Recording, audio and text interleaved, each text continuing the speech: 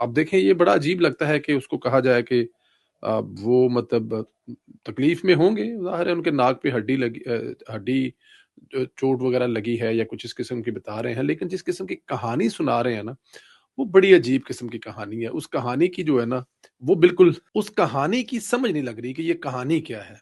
कैसे-कैसे होता है कि मतलब जैसे वो बेहोश पड़े हैं और कहानी की स्टोरी कोई और सुना रहा है। बहरहाल, अब वो जो उन्होंने कहानी बनाई है या उन पर जो हमला हुआ है, पार्टी का कोई रहनुमा शहज़ाद अकबर साहब के हक में बयान देता हुआ नज़र नहीं आया।